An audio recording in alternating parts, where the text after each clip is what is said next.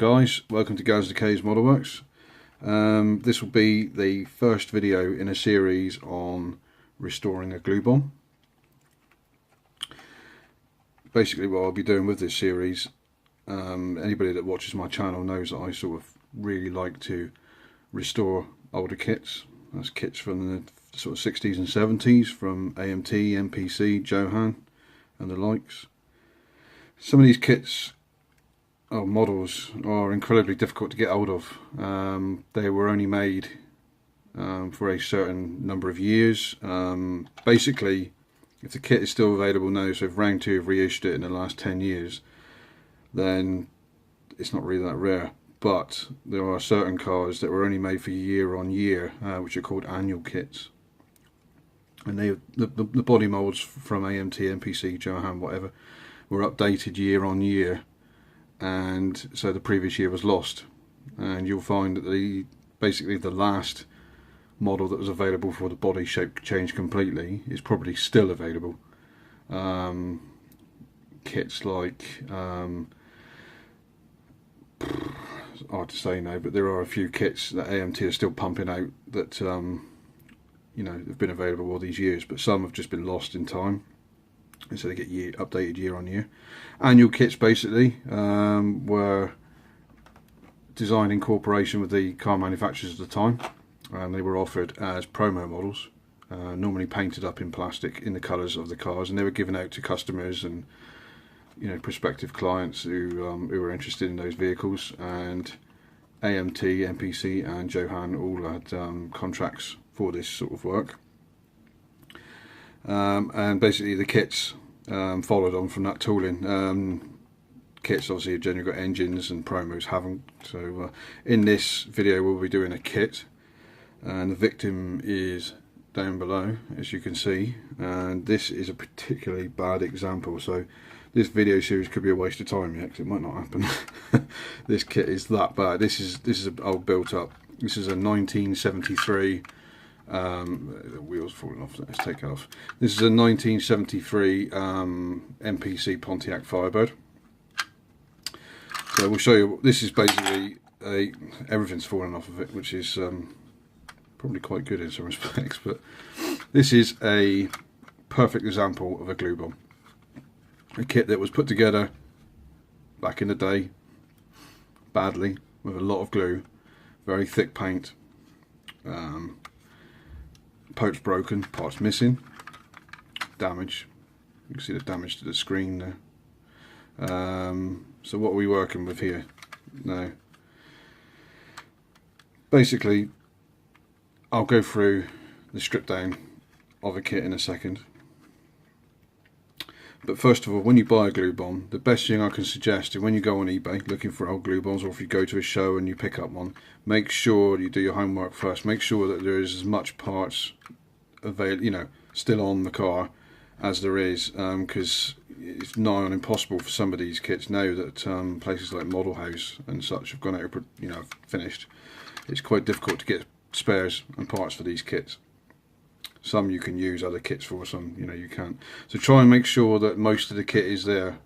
It will save you a lot of hassle in the long run. But this one, immediately I can see that the front screen glass is in a pretty bad shape. There's a glue spot right there, and somebody's tried scrubbing it out and made a right sort of lash up of it, really. So that's not brilliant. The firewall is missing, and one of the lower A arms is missing. Apart from that, it is pretty much all there. Now, the base plate has already come away from itself, that's fine. The interior is stuck fast, and I think the glue is horrendously glued in, because on the, you can see my ugly mug there in the back. Because of these marks on the roof, you can see these little indentations here. That's basically where there's that much glue has been used that it's melted the styrene. So we'll go through fixing that as well, if I can get the glass out. Now then, the wheels are all here. The engine is in bits, but it looks to be pretty much all there. So basically what I need to find to restore this kit is some glass. I mean, I may be able to fix this glass, but I definitely need a firewall, and I need a lower A-arm, which is there. Now, the last version of this kit available that you can still buy would be the 1979 Trans Am MPC. It was released. It was re-released 3 or 4 years ago. That's where this car, this body shape, that's where how that kit ended up. That was the last version of that kit available. The glass will probably fit from that. The firewall will be identical, and the lower A-arm is identical. Now, I've got one of those kits upstairs. I don't really want to sort of use all the parts from that kit, because you're wasting the kit just for 2 or 3 parts, which, you know, some people can do, but it is quite an expensive way of doing it. So what I may try and do in this series is I might actually try and resin cast a few parts. So it'll be the lower A-arm, and I might try and cast the firewall. If I do that, then I'll show you how I do that. But basically, this is just a quick video to start up the series, showing you what I'm working with, which is an MPC 1973 Pontiac Firebird. It is really, really quite bad shape. You know, it's not good at all. The paint is so thick on it, I don't even know if it's going to come off, but we'll see. It's pretty much all fallen off, and what you'll find is the tools you need really to disassemble a glue bomb is basically, I use Tamiya pliers, a nice sharp X-Acto knife, a flat bladed screwdriver. That's going in the camera. There we go, flat bladed screwdriver, and a lot of patience. Just got to be very, very careful in what you're doing, because things will snap and things will break, which means you've got to do more repair work. Now, this one, like I said, the interior is stuck in there pretty fast. Now, the way I would try and do this, first of all, is to take out these chrome grills. Now you can try and push them through, and they may come out. There we go. So that whole assembly has just come out. So that saves that. The rear bumper, it's got the tabs glued on there, and that is glued on. I try and lift them up. There you go. So that one's come away. Just give it a light wiggle, and that bumper has come off nicely. So that's great. The tail lights are in there, and they are glued in pretty well. So what I would suggest with that is I use the snips just to snip away some of that glue that's in there. It's pretty thick. I tell you what, whoever used this, yeah, they're really in there. So basically, just carefully cut off the glue parts. It doesn't really matter if you cut off the tabs of the lights, because you're going to glue them back in the body anyway. So get your knife and just carefully cut until you get to the actual nub of the actual tail light.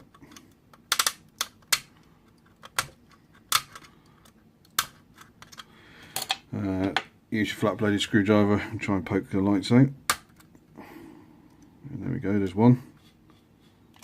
And try with the other.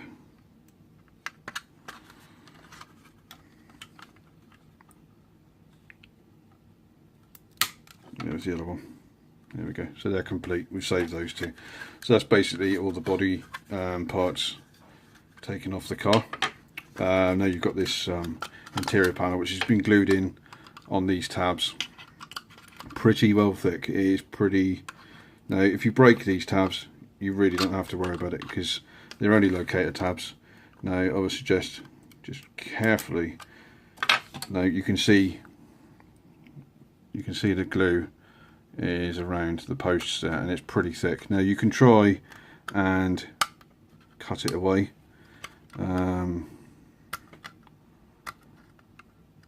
or basically just try and prise it up. There we go. No.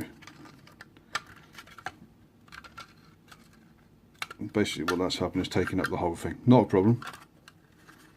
I thought for a minute it might have broken that, but it hasn't. It's broken up the whole post, but that's not an issue. And try and do the same on this one. Again, Be very, very careful what you're doing, because you know, styrene plastic is not the hardest stuff in the world, but when it's been glued ferociously like this has, there we go. So there's your interior. Let's put the body to one side, see what we're working with here. We've got a nice gloss painted black interior. I mean, you can really see how much glue was used. Look at the seat bases there, look at the shining of the glue. Dashboard's glued in, the steering wheel is there. So we've got the steering wheel and we've got the seats. So what I normally do to try and get the dash out, and this one's actually pretty loose, but normally you just pull to one side and you'll hear the glue crack normally, and then you can lift it out. So there's your dash. So that's pretty workable. As long as I can get that paint off, that's pretty workable. Rear assembly, the rear axle assembly on these, basically what you've got there is two separate exhausts and the rear diff and springs. On these, that is all one unit on these MPC kits. So just pull the wheels off, they're only a push on fit with the metal axle.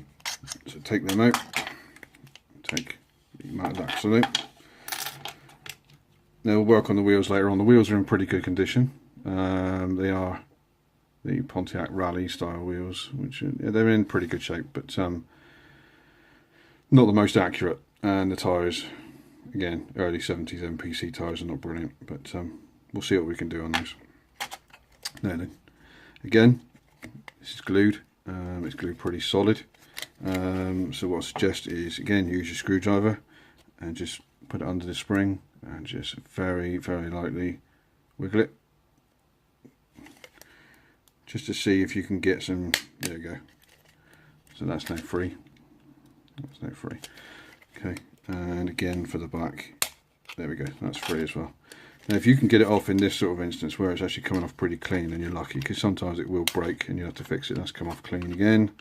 And the last one, again, just very lightly, there we go, so that's now free. So that's your whole assembly come off. And what came off at the same time was that little retainer, which sort of retains that front prop shaft. So we'll keep hold of that. That is all one piece, so you can strip the paint off the exhausts and just treat that as a new part. So basically, that is the car stripped down, apart from the glass. Now the glass I might have to do off camera, because this is really bad, and I'm going to be taking about half an hour to get this glass out. It's nice and loose there, as you can see, and you can hear it crack. Now if, and I've been very careful here, if you can slide a screwdriver down, basically you've got these runners on the glass. You've got these runners, you can see the amount of glue that was used there. Now if you can put the screwdriver down there, now sometimes what I do is I'll use a thin metal ruler, like this sort of thing, and I will try and put it down either side of the runner. And if you work it, sometimes, and not always unfortunately, sometimes it will come up. I think it's pretty stuck fast. Now if it breaks, like that's just broken, it's not a problem. Basically what it's done is it's broken on the actual splines, on the runners if you like. That's not an issue, because you don't see those parts anyway, as long as the main glass is fine. So basically what we've got there is a screen. So your windscreen there, I will try and fix that. It might be fixable. There's a big glue mark there and it may have etched too far into the glass, but we'll see what we can do with that. The rear glass, again, is absolutely stuck fast. This could be an issue. Let's try it. Just be very careful what you're doing.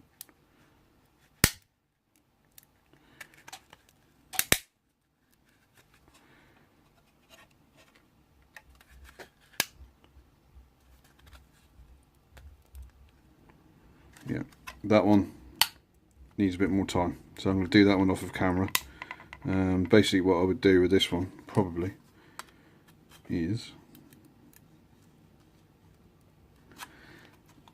I'll probably use a Dremel. There's a crack on the glass there. I would probably use a Dremel to actually slice the tabs off and leave the tabs in place, because they're not going to harm anything, and you can re-glue it when you come back to it. Again, I'll use a Dremel to come in there, but very, very carefully do it as you're cutting them out. So that'll do for part one of the vid. You can see what we're working with, which is the right state. it is probably the worst, one of the worst examples of a glue bomb you can get. But it's no point in showing you with one which is like pretty easy to restore. So, you know, like I said, this one may turn out to be a waste of time, but we'll see what we can do with it. It's a pretty rare kit in itself, a 1973 Pontiac Firebird 400. Pretty rare kit. You know, I mean, these go for good money on eBay. But if we can do something with it, then we'll try our best. So, thanks for watching, guys. Part 2 will be up soon. Part 2, I will deal with stripping the paint. Hopefully I'll have that rear glass out, and we'll work on some parts that need. So until next time, guys, and the next part of the video, thanks for watching. I hope you found this useful or enjoyable. Stay tuned for the next update. Bye now.